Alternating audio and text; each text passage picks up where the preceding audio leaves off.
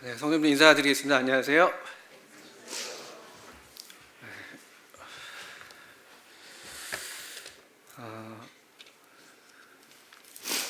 제가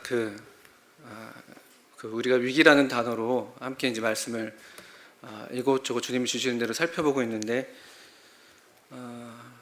첫날 말씀드리는 것처럼 저 자신이 이제 위기라고 말씀을 드렸습니다.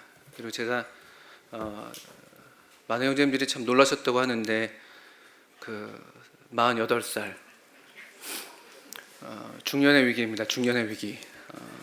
그래서 호르몬이 좀 변하는 것 같습니다.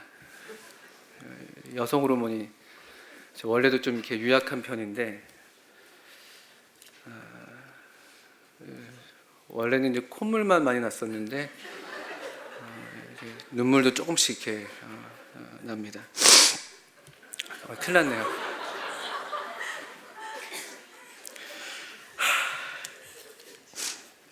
찬송이 너무 감동이 돼서 모르겠습니다. 제가 이런 찬송을 너무 오랜만에 들어서 그런지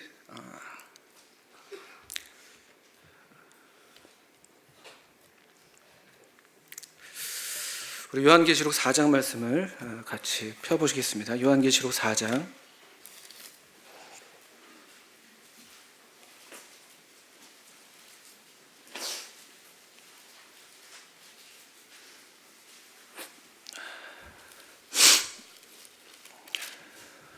4장 1절부터 11절까지 한번 천천히 읽어보겠습니다.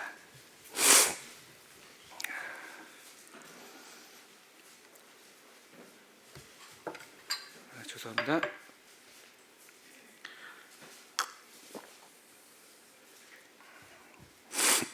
이 일 후에 내가 보니 하늘에 열린 문이 있는데, 내가 들은 바 처음에 내게 말하던 나팔 소리 같은 금성이 이르되 이리로 올라오라. 이후에 마땅히 일어날 일들을 내가 너에게 보이리라 하시더라. 내가 곧 성령에 감동되었더니 보라, 하늘에 보좌를 베풀었고 그 보좌 위에 앉으신 이가 있는데, 앉으신 이의 모양이 벽옥과 홍보석 같고 또 무지개가 있어 보좌에 둘렸는데 그 모양이 녹보석 같더라. 또 보좌에 둘려 24보좌들이 있고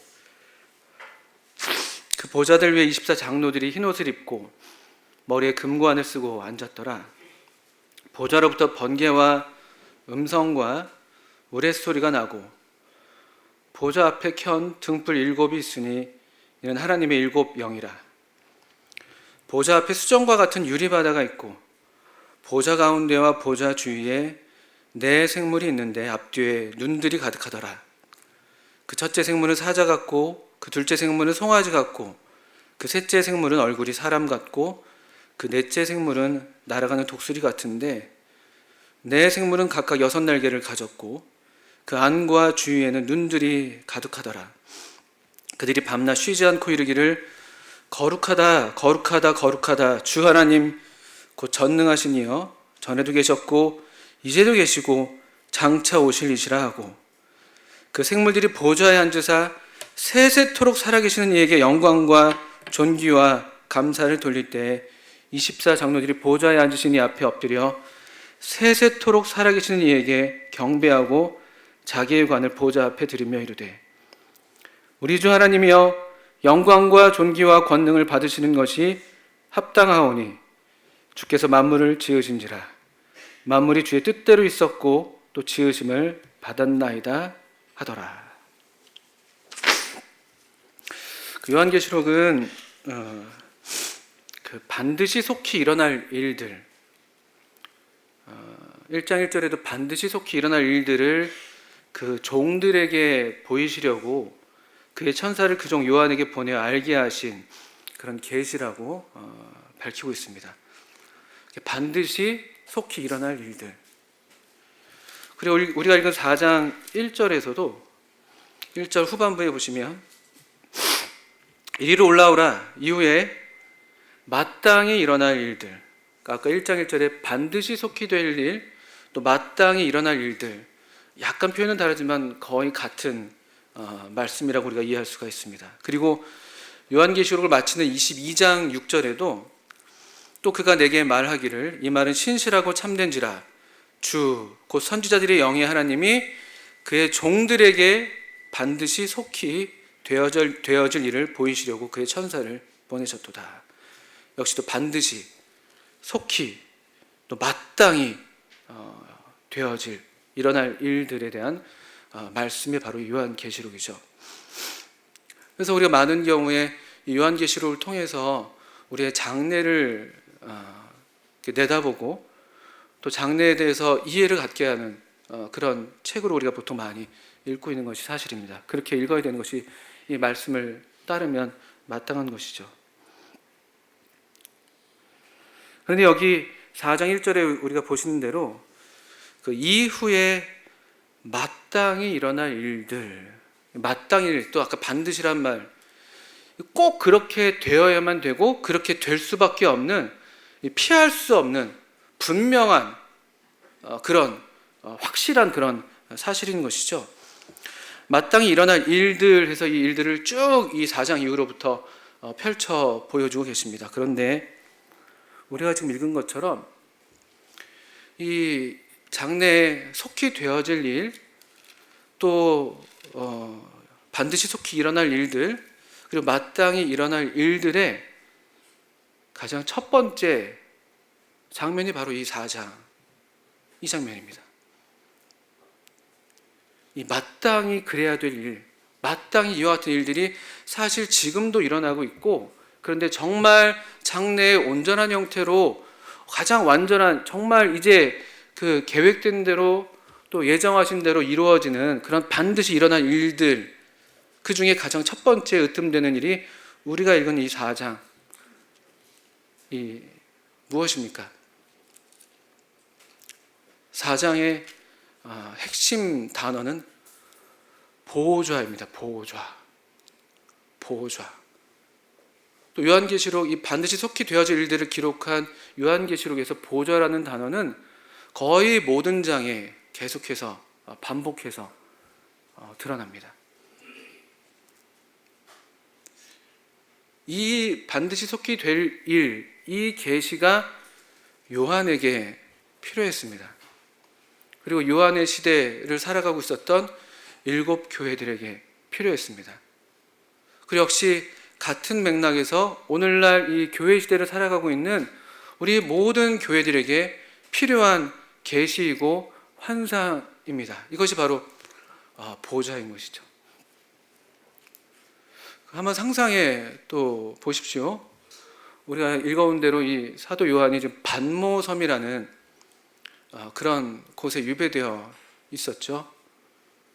반모섬에서 그의 그 날들이 결코 녹록지 않았음을 우리가 쉽게 짐작할 수가 있습니다. 그런 중에도 그가 이 주의 날을 계수하고 있었고, 그 날을 기념하고 있었고, 그 날을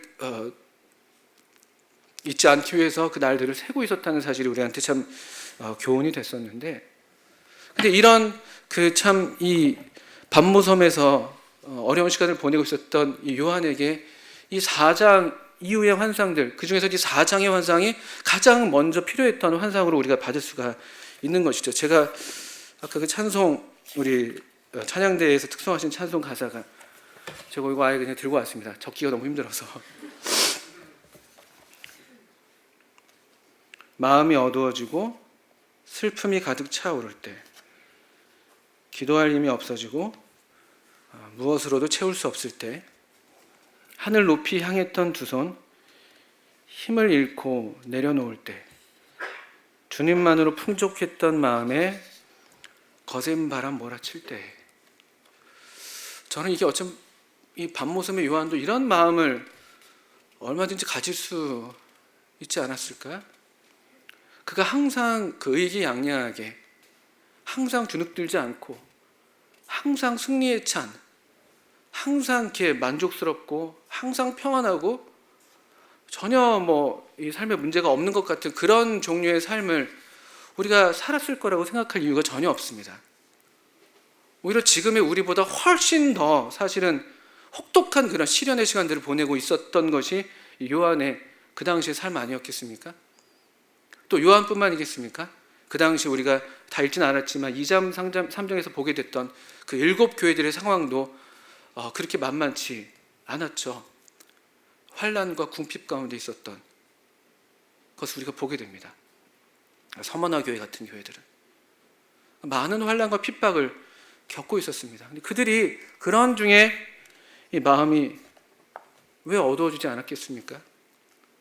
왜 슬픔은 왜 없었겠습니까? 왜 눈물이 나지 않았겠어요? 왜 그 전에 이 두 손을 높이 들고 하나님을 찬양했던 그 손들이 힘을 잃고 손을 늘어뜨리고 왜 그러지 않으리라는 보장이 어디에 있습니까? 얼마든지 우리가 똑같은 그 이상의 삶을, 또 그 이상의 아픔과 눈물과 또 슬픔과 시련을 견디고 있었을 그런 사도 요한, 또 그런 교회들이 여기 요한계시록의 이 편지의 대상들인 것이죠. 근데 4장 1절 이후에 우리가 읽었던 이 본문을 생각해 볼 때 사도 요한에게 어느 한 날, 이날도 아마 주의 날이 아니었나 이렇게 생각이 드는데, 동일한 경험들이 1장에서와 동일한 경험들이 반복되는 것으로 보이죠. 어느 한 날 하늘에 열린 문이 있었다고 4장 1절에요. 하늘이 열려 보입니다. 사도 요한에게 우리가 다 알 수 없지만, 다 볼 수 없지만 하늘의 일들이 조금 비집고 이 지상 세계에 조금 틈을 내서 하늘이 조금 열려서 이 요한에게 어떤 장면을 지금 보여주고 있는 것이죠. 하늘에 열린 문이 있었다고요. 그리고 내가 들은 바 처음에 내게 말하던 나팔 소리 같은 그 음성이, 그 요한을 불러 세웠던 그 음성이 1장에서 그 음성이 또 한 번 들려오는데, 이리로 올라오라, 이리로 올라오라. 이런 어떤 영적인 어떤 고향, 우리가 생각하지 못했던 어떤 순간에 우리 마음이 뜨거워지는, 성령께서 우리 마음을 특별하게 감동하시는 그런 순간들이죠. 이리로 올라오라 라고 말씀하십니다. 그 말씀과 함께 2절에 이 말씀과 더불어서 사도 요한의 그래서 경험은 내가 곧 성령에 감동되어, 성령께서 우리 마음을 감동하셔서, 성령께서 우리 마음을 뜨겁게 하셔서 우리로 전에 보지 못했던 것을 보게 하시는 것이죠. 하늘의 장면이에요. 이 지상에서는 볼 수 없는, 우리의 이 육안으로는 볼 수 없는, 우리의 눈들은 그냥 이 지상의 왕들과 지상의 어떤 이런 그 세상의 풍조와 유행과 또 어떤 권력의 이동과 우리 그런 것들을 그냥 쫓아가면서 겨우겨우 살든지 말든지 하고 있는데, 우리가 전혀 볼 수 없는 하늘의 비전이 여기 하늘이 갈라지면서 이 요한에게 나타내 보이시는 것이죠. 그리고 그 첫 번째 장면 2절에 보라, 여기 이건 감탄 사이기도 하고 또 명령문이기도 한 그런 표현이죠. 보라, 하늘에 무엇이 있습니까? 보호자를 베풀었고. 하늘이 열리고 요한에게 보이셨던 아주 중요한 장차 되어질 일들, 마땅히 되어질 일, 반드시 그래야만 되는 일, 또 지금도 그래서 확실하게 그렇게 되어지고 있는 일, 그래서 우리 모든 성도들이 반드시 보아야만 하는 그런 환상이 있었다면 바로 이 하늘에 있는 보호자입니다. 하늘에 있는 보호자. 그리고 보호자에 한 분이 앉아 계시다는 것이죠. 보호자의 의미, 보호자가 무엇을 뜻합니까? 보호자는 그 왕의 자리잖아요. 권력의 중심, 권세, 힘, 주관자. 이 요한의 시대에 요한 자신도 그런 경험을 하고 있고, 요한의 시대의 교회들이 그렇게 경험하고 있었던 것이 이 세상 제국이죠.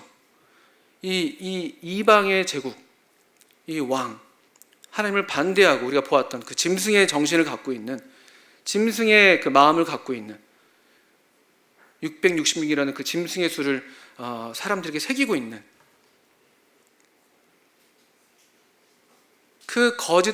그 거짓 왕의 횡포 가운데에서 이렇게 저렇게 흔들리고 좌절하고 고통받고 있는 그와 같은 시대에 하나님께서 요한에게 보이신 이 장면은 궁극적인 권좌죠. 최고의 권력. 온 우주를 통틀어서 이와 같은 분이 계시지 않다는, 이 세상에 많은 왕들이 나고 가고 흥망성쇠를 겪고 이 나라가 섰다가 저 나라가 섰다가 그 제국들이 계속 오고 가고 무수한 왕들이 그냥 피고 지고 그 열왕들의 시대들이 다 지나가고 있지만 변치 않은 한 보좌가 있다는 것이죠. 그 모든 왕들 위에 만왕의 왕이 되시고 만주의 주가 되시는 한 분이 계시다는 이 진리, 이 비전, 이 환상, 이 장면이 요한에게 펼쳐 보여졌던 것입니다. 3절 이후로는 이 보좌에 대한 묘사가 좀 더 자세히 나와 있는데요. 앉으신 이의 모양이 벽옥과 홍보석 같고 또 무지개가 있어 보좌에 둘렸는데 그 모양이 녹보석 같더라.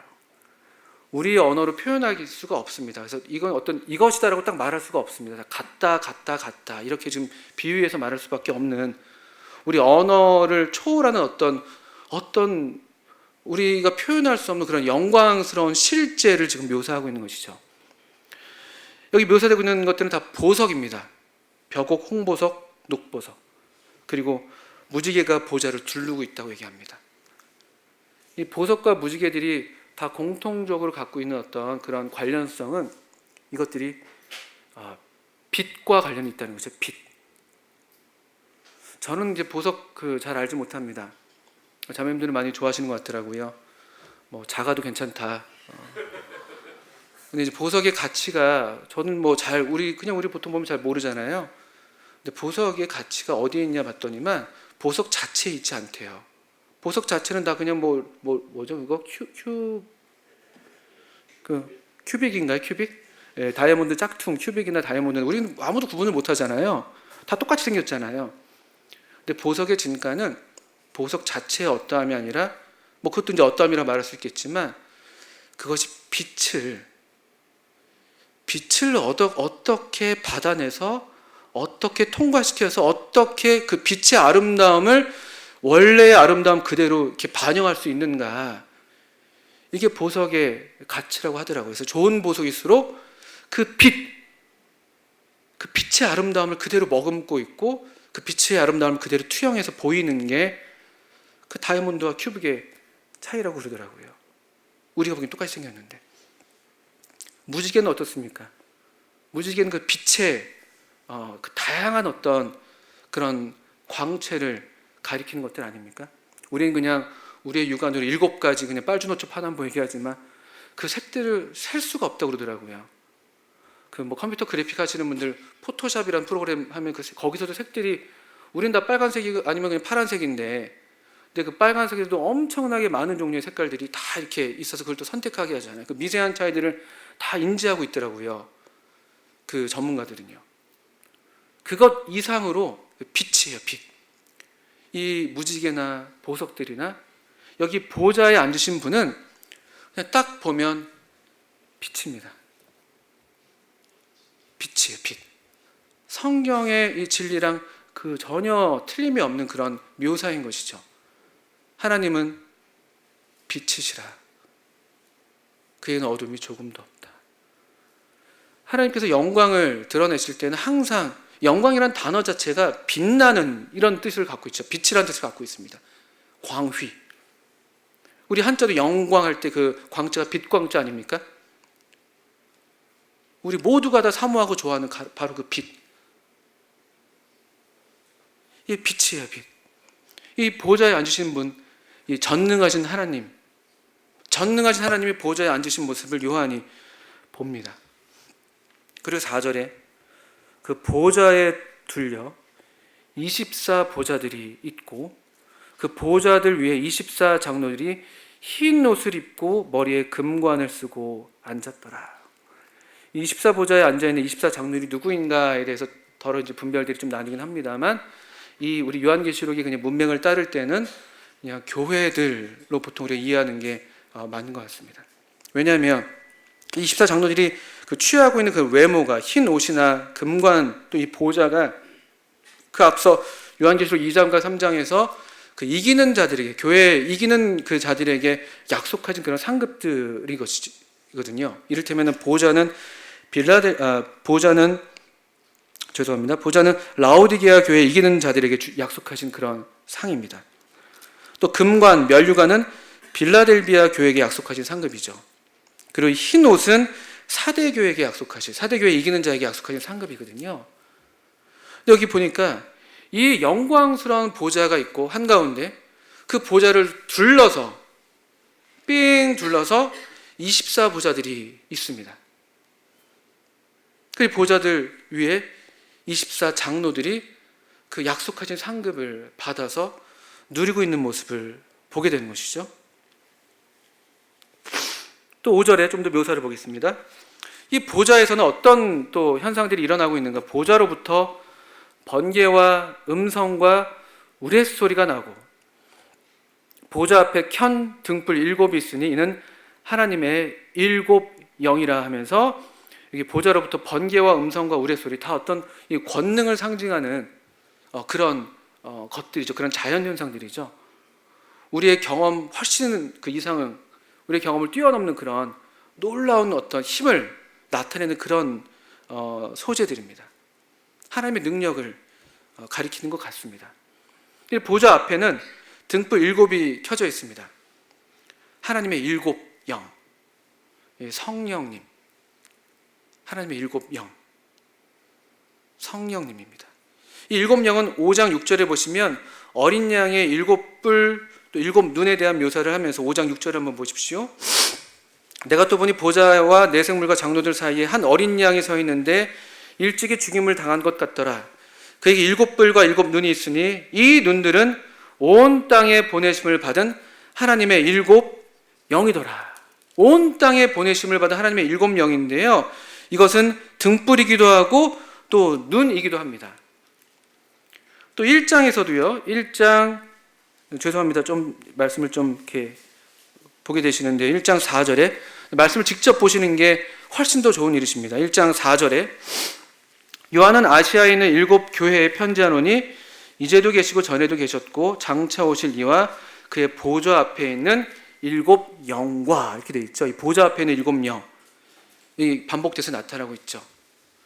이것은 하나님의 7 영이고 그리고 온 땅에 보내심을 받은 하나님의 7 영이라고 계속해서 반복해서 설명됩니다. 이 등불, 보좌 앞에 켠 등불 7이 이 영광스러운 보좌 앞에서 이 보좌의 빛을, 이 빛나는 광위를 받아서 7 영, 7 등불도 환하게 비추고 있는 것이죠. 그 비추는 빛으로 그것이 7 눈이라고도 묘사되고 있는데요. 온 땅에 보내심을 받아서 온 지상의 하나님의 백성들을 감찰하시는, 살피시는, 그 시선을 떼지 않으시는, 우리의 모든 것을 내가 알지 못하는 나의 깊은 마음속에 어떤 그 맺힌 것이라도 다 헤아려 아시는, 사람의 마음에 있는 것을 사람의 그 영 외에 누가 알겠냐 그러잖아요. 근데 때때로 우리가 겪는 건 우리도 우리 자신을 모를 때가 얼마나 많습니까? 로마서 8장 같은 경우에서도 그래서 우리가 어떻게 기도할 줄도 모르잖아요. 우리 마음이 어떤 마음인지도 알 수가 없고. 근데 그것을 아시는 분이 계신 것이에요.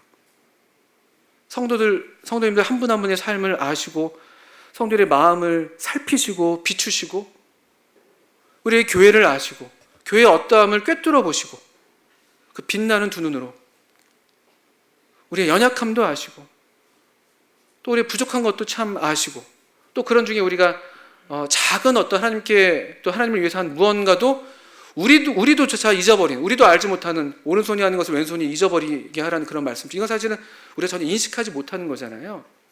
근데 그런 것조차도 다 알아내시는 하나님의 7 눈이 보좌 앞에 있습니다. 보좌 앞에. 그러니까 이 보좌는 세상에서 일어나는 모든 일들을 알지 못하시는 것이 하나도 없으신, 또 달리 말해서 우리 성도들의 삶에 뭐 우리 모든 사람들의 삶에 사실 다 마찬가지죠.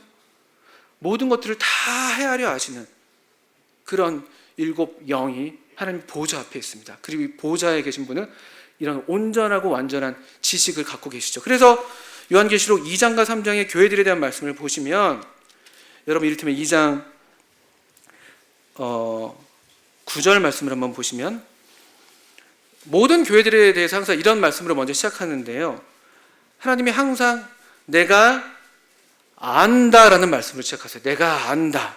내가 안다. 그러니까 잘하는 것도 알고 부족한 것도 알고 내가 안다라고 시작하시죠. 모든 교회들을 향해서 그렇게 시작하십니다. 특별히 2장 9절 말씀은 참 좋은 말씀이어서, 내가 네 환난과 궁핍을 알거니와 실상은 네가 부요한 자다. 이 하나님의 완전한 지식이죠. 이 서머나 교회를 향한. 겉으로 볼 때는 환난과 궁핍이에요. 아주 별 볼 일 없는, 그냥 고난당하고 있는, 또 비난당하고 있는, 그들도 그들 자신을 볼 때 참 별것 없는, 그냥 우리가 뭐라도 되겠어? 아유, 그냥 우리 왜 이렇게만 살아야 되지? 뭐 이러고 있을지도 모르죠. 그런데 그런 교회를 가리켜서 우리 주님께서 내가 안다라고 말씀하시고요, 그리고 그들이 알지 못했던 그들의 참된 모습까지도 말씀해 주시죠. 실상은 네가 부요한 자다. 실상은 네가 부요한 자다. 하나님의 온전한 지식이 우리에게 그래서 큰 위로가 되는 것입니다. 그래서 주님께 크게 교훈받았던, 주님의 사랑을 크게 누리게 됐던 베드로가 주님이 네가 나를 사랑하냐라고 물으실 때, 그가 자기가 아는 자기의 지식을 의지해서 내가 주님을 사랑하죠 라고 이렇게 그 전에는 그렇게 당당하게 대답했다면은, 이제 그가 자기가 아는 자기 자신을 내세우지 않습니다. 내가 주님을 사랑하는 줄 주께서 하십니다. 하나님께로부터 배운 그런 겸손한 심령의 고백들이죠. 주님이 아십니다. 그걸로 충분하고 그게 얼마나 우리에게 위로가 되고 안전이 되는지. 여기 보좌 앞에 7 영이 있는 것을 우리가 보았습니다. 6절을 보십시오. 요한계시록 4장으로 돌아오셔서 4장 6절. 보좌 앞에 수정과 같은 유리바다가 있고 보좌 가운데와 보좌 주위에 4 생물이 있는데 앞뒤에 눈들이 가득하더라. 그 첫째 생물은 사자 같고, 그 둘째 생물은 송아지 같고, 그 셋째 생물은 얼굴이 사람 같고, 그 넷째 생물은 날아가는 독수리 같은데, 4 생물은 각각 6 날개를 가졌고 그 안과 주위에는 눈들이 가득하더라. 그들이 밤낮 쉬지 않고 이르기를 거룩하다 거룩하다 거룩하다 주 하나님 곧 전능하신 이여, 전에도 계셨고 이제도 계시고 장차 오시리시라 하고, 생물들이 보좌에 앉으사 세세토록 살아가신 이에게 영광과 존귀와 감사를 돌리고 있습니다. 아주 희한한 장면이죠. 희한한 어떤 존재가 등장합니다. 우리 번역으로는 6절에 생물, 4 생물. 성경에서 이 생물이라는 단어가 실제로 그 어떤 동물로서 많이 번역이 돼서 그냥 이것을 또 실제로 이들의 외모가 이 동물들과 닮아 있어서 사자 같고 뭐 송아지 같고 또 사람 같고 이렇게 되어 있어서 그냥 우리 보통 어떤 짐승, 어떤 동물들을 떠올립니다. 13장의 그 나쁜 짐승 말고. 그러니까 뭔가 그런 동물인데, 그런 존재인데 날개가 있고 눈들이 막 앞뒤로 가득하니까 아주 우리가 그려낼 때에는 우리의 어떤 경험과 우리의 상상력의 이 한계 안에서는 그의 기괴한 모습으로 그려지기 쉬운 그런 존재이죠. 그런데 참 이 번역이, 이제 생물이란 번역이 나쁘지 않은데, 이 단어 자체가 그 갖고 있는 뜻으로 그냥 조금 더 번역을 조금 더 한다면은, 생물도 한자 이게 저한테 그런데요, 그냥 살아있는 것, 내 살아있는 것. 그러니까 이 존재의 특징은요, 생물이라는 단어가 그렇게 가리키는 것처럼 그냥 생명이에요. 생명, 살아있다는 거예요. 살아있다는 거. 보통 우리가 살아있는 것들이 이런 동식물들이니까, 또 이것이 그 에스겔서에서 나오는 그 스랍들의 모습과 닮았기 때문에 아마 이것이 영적인 어떤 살아있는 존재들, 그 천사들, 스랍 천사가 아니겠냐, 우리가 보통 그렇게 이해를 합니다. 근데 이것이든 저것이든 요점은 무엇이냐면요, 살아 있습니다. 이 살아있는 것, 이 살아있는 것이 하나님의 보좌 앞, 보좌 가운데, 보좌 주위로, 보좌 가운데와 보좌 주위로 막 좀 이렇게 움직이고 있는 그런 생동감이 느껴지는 그런 표현이죠. 살아있으니까요. 또 실제로 이 존재들은 6날개를 가지고 있다고 그러고요. 6날개를. 살아서 뭔가 움직이고 있는, 약동하고 있는 그런 존재입니다.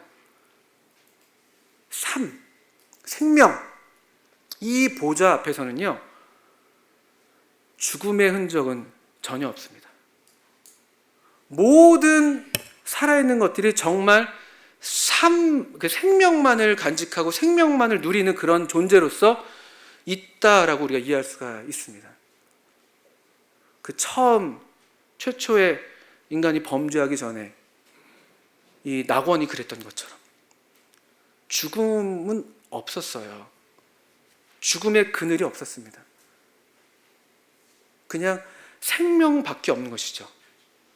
그것을 상징적으로 보여주는 이 네 생물들, 또 그것들이 그 외모가 가리켜 보이는 것처럼 어떤 이 살아있는, 우리가 보통 얘기하는 이 동물들 같은, 어떤 것도 죽음의 흔적을 지니고 있지 않습니다. 다 살아있어요. 우리는 그렇지 않잖아요. 오늘날 우리가 경험하는 어떤 경험들도 다 그냥 죽어가는 경험들이잖아요. 태어났지만 살아가는 거지만, 또 다르게 말하면 죽어가는 것이지 않습니까? 그러니까 시인 윤동주가 그 서시에서 이렇게 고백하잖아요.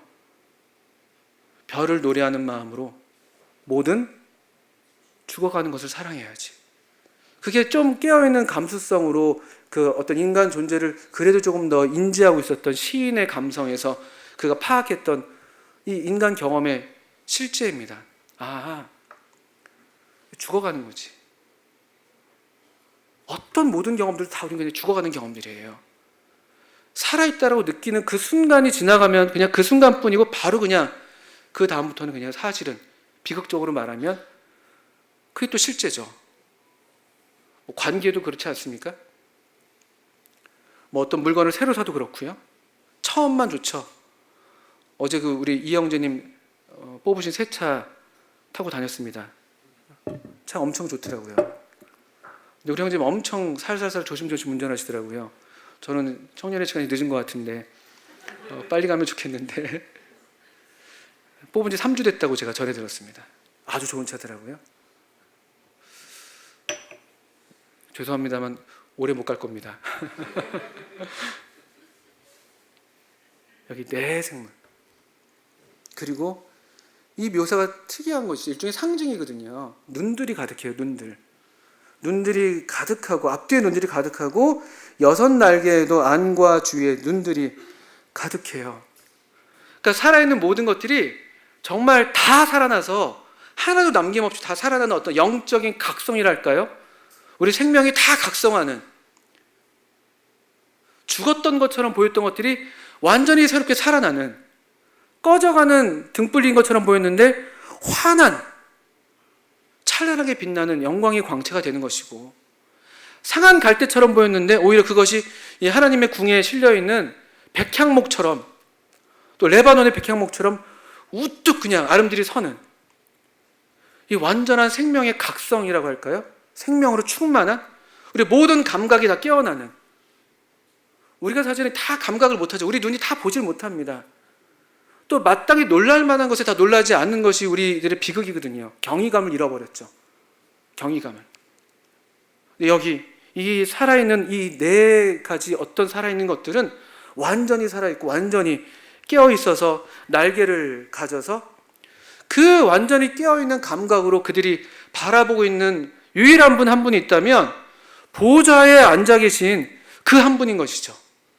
그 온전한 빛을 우리 이 인간의 눈으로는 태양도 감당을 못하잖아요. 햇빛도 감당 못해서 오래 보고 있으면 시력을 잃어버리지 않습니까?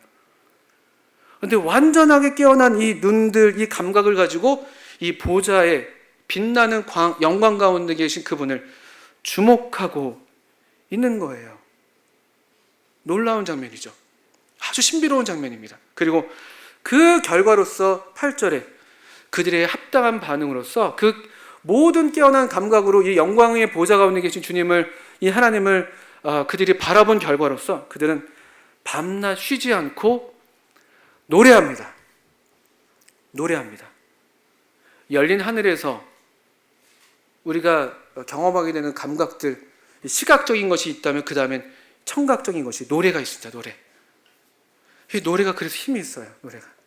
이 찬송이. 이 노래, 이 찬양의 내용이 어떻습니까? 거룩하다, 거룩하다, 거룩하다. 이 거룩이란 말이 우리는 보통 죄가 없다라는 소극적인 의미로만 많이 이렇게 이해를 하는데요. 그것이 틀린 이해는 아닙니다만, 근본적인 이 단어의 뜻은 구별되어 있다는 뜻이죠. 구별되어 있다. 완전히 다르다. 우리 보통 차원이 다르다 이런 얘기 하잖아요. 이 보좌에 앉아 계신 분은 그냥 보는 순간 또 우리 감각이 온통 집중해서 그 존재의 어떠함을 우리가 얼마 조금이라도 우리가 깨달은 순간, 와, 거룩하시다. 완전히 나랑 다르다. 여러분, 이게 이 어떤 이 경이감이 어디서 오는가 하면 보통 나랑 다른, 내가 이제까지 경험했던 것과 다른 무언가를 경험했을 때, 그럴 때 우리가 이제 놀라잖아요. 제가 어제 그 암이던가요? 대왕암 가서 제가 깜짝 놀랐거든요. 제가 서울 촌놈이라서 이런 바다, 이런 바위들 저한테 너무나 경이로운 거예요. 이게 거룩한 거예요. 제가 사는 곳과 완전 다른 이런 풍광들. 우리 형제님들이 대왕암의 뜻을 제가 여쭤봤더니만 바위가 크니까 대왕암이겠지 그러시더라고요. 나중에 다 서로 진실을 알고 깔깔깔깔 배꼽을 잡고 웃었습니다만, 이게 거룩하다는, 우리가 조금 맛보는 게 그런 종류의 경험들이에요.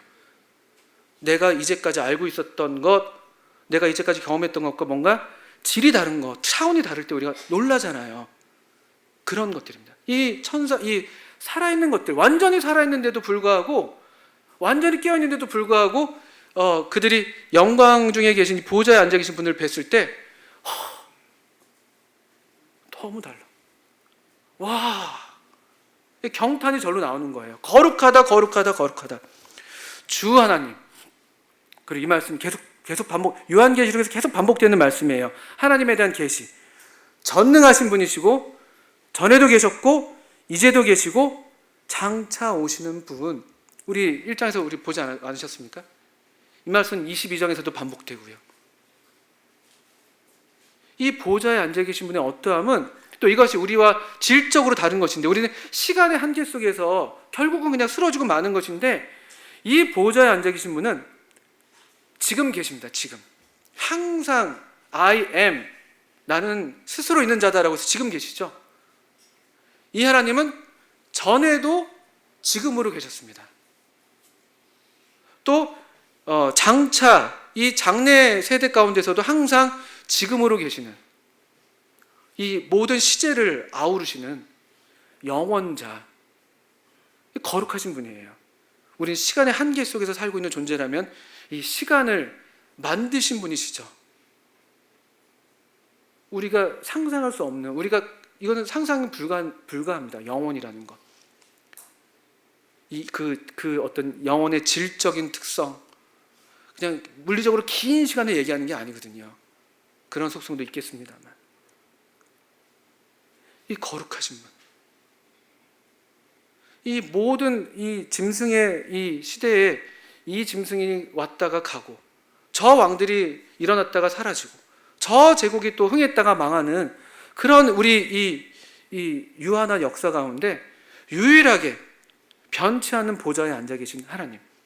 그 보좌에 앉는 사람들이 얼마나 많이 바뀌는 거예요? 그렇지 않습니까? 계속 바뀌잖아요. 5년마다, 몇 년마다 계속 바뀌어갑니다. 근데 여기 변치 않는 한 분, 전능하신 하나님. 이렇게 이 보좌에 앉아 계신 분을 그들이 인지하고 찬양하죠. 보좌 주위에 네 생물이 둘러서 이 보좌에 앉아 계신 분을 찬양합니다. 그리고 이 찬양을 할 때 9절 이후에 그 생물들이 보좌에 앉으사 세세토록 살아계시는 이 말씀도 아주 중요한 말씀입니다. 세세토록 살아계시는 이, 또 10절에도 세세토록 살아계시는 이라고 말씀하고 있고요. 그리고 이 말씀은 여기 보시면 1장으로 잠깐만 넘어와 보시면요,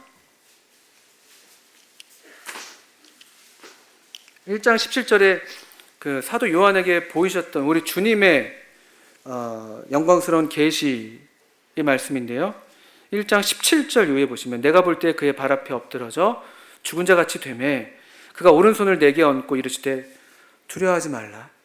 나는 처음이요 마지막이니 곧 살아있는 자라. 내가 전에 죽었었노라. 볼지어다 이제 세세토록 살아있어 사망과 음부의 열쇠를 가졌다라고 말씀하고 계시죠. 이 말씀, 이 다시 4장에 돌아오시면 이 보좌에 앉으시는 분이 세세토록 살아계시는 분이신데, 이 세세토록 살아계시는 분, 물론 엄밀한 의미에서는 그 성부 하나님을 가리키는 말이겠습니다만, 이런 말씀들이 성자 하나님에게도 계속 겹쳐서 묘사되고 있는 것을 볼 때, 또 이 삼위일체 하나님을 우리가 믿고 있다고 할 때, 이 세세토록 살아계시는 분은 전에 우리가 1장 17절 읽은 것처럼 전에 죽으셨거든요. 전에 죽었었노라. 그러나 이젠 세세토록 살아있어 내가 사망과 음부의 열쇠를 가졌어. 나는 처음이요 마지막이야. 그러니까 너 두려워하지 마. 이렇게 말씀하셨던 그분. 그래서 이 네 생물들의 찬송을 받아서 10절에 24장로들이 보좌에 앉으시니 앞에 엎드려 바로 다시 또 이 세세토록 살아계시는 분에게 경배합니다. 자기의 관을 보좌 앞에 드립니다. 그러면서 하시는 찬송이 또 11절에 또 노래하고 있죠. 우리 주 하나님이여 영광과 존귀와 권능을 받으시는 것이 합당하오니 주께서 만물을 지으신지라 또 만물이 주의 뜻대로 있었고 또 지으심을 받았나이다 하더라 하면서 보좌를 둘러서 보좌 한가운데 계신 이 하나님 아버지, 보좌를 둘러선 네 생물들, 그 곁을 둘러선 또 24장로들, 이 하나님의 영광과 이 찬송이 계속해서 이 바깥을 향해서 퍼져나가는 것을 우리가 보게 되는 것이죠. 이 동심원의 확장은 5장을 보시면 5장 11절에 보시면 우리가 지금 보좌와 생물들과 장로들의 이야기를 보지 않았습니까? 11절에 보십시오. 내가 또 보고 들음에 보좌와 생물들과 장로들을 둘러선 이번에는 많은 천사의 음성이 있으니 그 수가 만만이고 천천이라 큰 음성으로 이르되 죽임을 당하신 어린 양은 능력과 부와 지혜와 힘과 존귀와 영광과 찬송을 받으시기 합당하도다 하더라. 원이 더 커져 있죠. 이 천천만만의 천사들이 둘러서서 또 어린 양을 찬양합니다. 그리고 이 원은 더 확장되는데요. 13절 보십시오. 내가 또 들으니 하늘 위에와 땅 위에와 땅 아래와 바다 위에와 또 그 가운데 모든 피조물이 이르되 보좌에 앉으신 이와 어린 양에게 찬송과 존귀와 영광과 권능을 세세토록 돌릴지어다 하니 내 생물이 이르되 아멘 하고 장로들은 엎드려 경배하더라. 첫 번째 말하자면 장차 반드시 되어질 일들로서 하늘이 열려서 요한과 또 교회들이 반드시 가장 먼저 봐야만 했던 이 환상, 마땅히 되어질 일, 그것은 이 보좌를 둘러선 이 확장되고 있는 이 예배의 원들, 내 생물만이 아니라 장로들만이 아니라 천사들, 또 그리고 하늘 위, 땅 아래, 바다 위, 그 가운데 모든 피조물들이 다 엎드려 경배하고 있는 이 장면. 이 장면이 요한과 교회들에게 왜 필요했겠습니까? 그들 지금 이 보좌에 지금 이 어린 양, 또 이 영광스러운 주 하나님이 아니라 다른 누군가가 그 보좌를 찬탈해서, 그리고 이 자신들에게 경배하라고 강요하고 있는 그런 시대 가운데 살고 있었던 건 아니었습니까? 그래서 그들이 환난과 궁핍을 겪고 있었잖아요. 더러는 타협하고, 더러는 유혹에 넘어가고, 겨우겨우 그냥 연명하는 그런 것 같아 보이는 그런 삶을 살고 있고, 구차해 보이고, 헐벗었고, 굶주리고 있고, 누구는 저 이세벨의 상에서 막 이세벨이 주는 그 음식들을 막 잘 먹고 있는데, 누구는 동굴 속에서 하나님의 사람 오바데가 주는 그냥 음식으로 겨우 연명하는 것 같고, 또 게다가 더 가관인 것은 이 엘리야 선지자는 그 시냇가에서 물 먹고 까마귀가 가져다 주는 고기 먹고 과부한테 겨우 가가지고 또 얻어먹고, 이 극명하게 대비되는 어떤 종류의 삶이죠. 그렇게 보이는 시대 가운데에서 하나님께서 그 시대 가운데 이 종들, 그 종 요한과 그 종들에게 여전히 하나님께 충성을 맹세하고 있는, 흔들리고 어렵지만 또 괴롭지만 또 이젠 포기하고 싶지만 그 마음에 슬픔이 오고 그 손이 이제 늘어지고 있고 늘어뜨리고 있지만, 그래서 조금 이제 고개가 떨궈지고 있고 무릎이 좀 이렇게 후들후들 대고 있는데, 옆에서 누가 툭 치기만 하면 이제 나도 이제 무릎 꿇고 저 짐승한테 경배해야만 될 것 같은데, 그런 종들에게, 그 종들에게 이 환상을 보이셨다? 생각해 보십시오. 요한이 이 장면을 보고 그의 심령이 어떻게 됐을까요? 교회들이 이 장면을 본다고 할 때 그들의 마음이 어떻겠습니까? 이건 정말 영적으로 다시 새로워지는 경험 되지 않았겠습니까? 영적인 고향, 그가 하늘로 높이 들렸던 것처럼, 그 생물들이 날개를 하면서 그 하늘 위를, 그 영광의 보좌 가운데를 그 자유롭게 다녔던 것처럼 완전한 다시 새로운 어떤 자유와 힘과 능력을 그들이 받지 않았겠어요? 그 찬송 소리를 들을 때, 이 하늘 보좌를 둘러싼 이 엄청난 찬송 소리를 들을 때 그들 마음이 뜨거워지지 않았겠습니까? 오늘 우리들이 그랬던 것처럼 우린 그저 이 열린 하늘을 통해서 잠깐 한 장면들을 잠깐 보는 것만으로도 이렇게 우리 마음이 뜨거운데, 이 요한이 또 교회들이 얼마나 이 놀라운 이 영적인 힘을 공급받았겠습니까? 그래서 교회의 마땅한 그냥 반응은 이 5장 14절에서 보신 것처럼, 장로들은 또 아까 4장 10절에서 보신 것처럼 그냥 엎드려 경배하는 것, 우리도 그냥 그 경배에 함께하는 것. 아멘. 그렇습니다. 주님이 보좌에 계신 분이십니다. 주님이 내 삶에 대해서도 주님이 분명한 주권을 갖고 계셔서 제 삶이 틀림없습니다. 우리 하나님은 나를 죽을 때까지 인도하시는 하나님이십니다. 아멘. 경배하고 노래하고, 이제 곧 우리가 이 떡과 잔을 앞에 두고 주님을 기억하겠죠?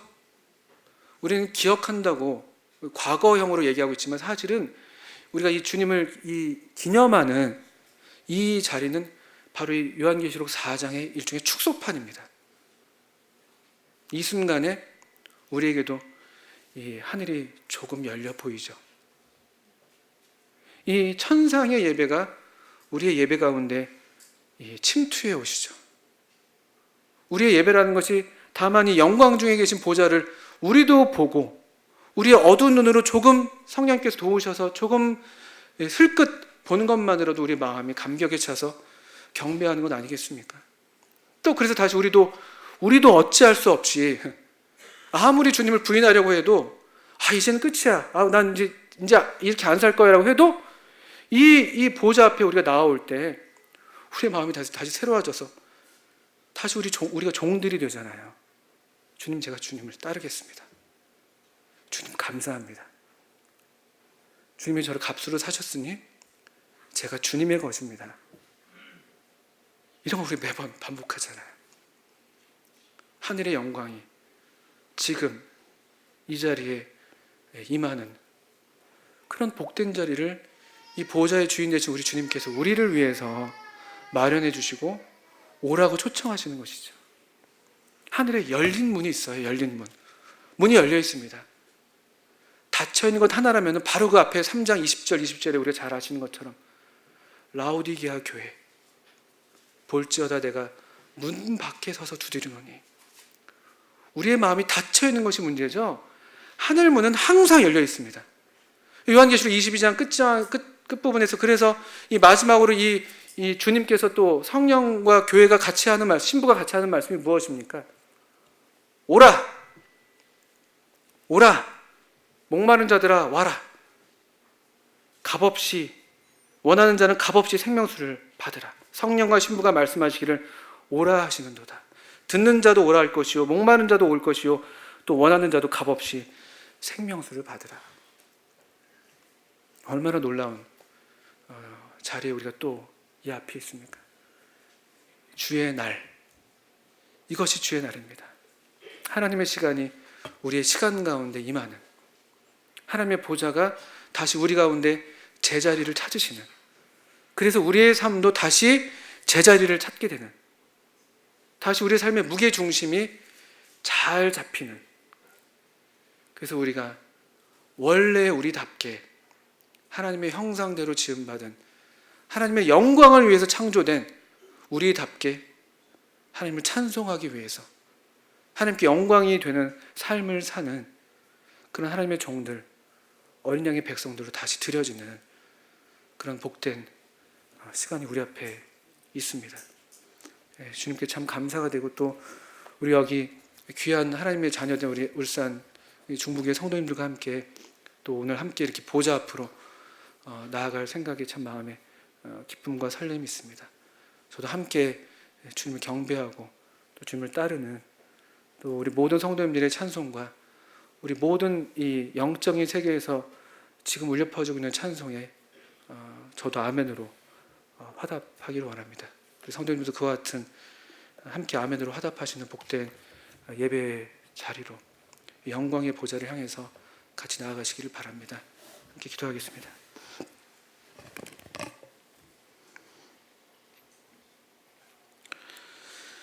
아버지 하나님, 우리에게 주신 이 계시를 인해서 참 감사합니다. 우리 하나님 아버지, 우리를 참 사랑하셔서 참 우리가 이와 같은 때를 살 것을 아시고 또 이와 같은 때들을 지날 것을 아셔서 또 이렇게 반드시 되어질 일들, 또 마땅히 되어질 일들을 우리 가운데 밝히 보여주시고 또 우리 성령께서 우리를 감동하셔서 우리로 이 영광 중에 계신 이 보좌에 앉으신 우리 주님을 조금이라도 뵙게 하셔서 감사합니다.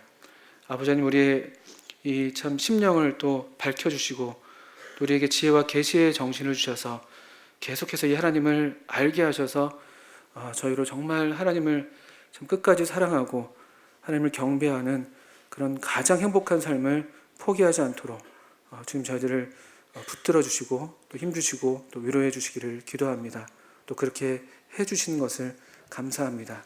살아계신 우리 하나님께 모든 영광과 찬송을 돌리며 귀하신 아드님 우리 주님 예수님의 이름으로 하나님 아버지께 기도합니다. 아멘. 네, 감사합니다.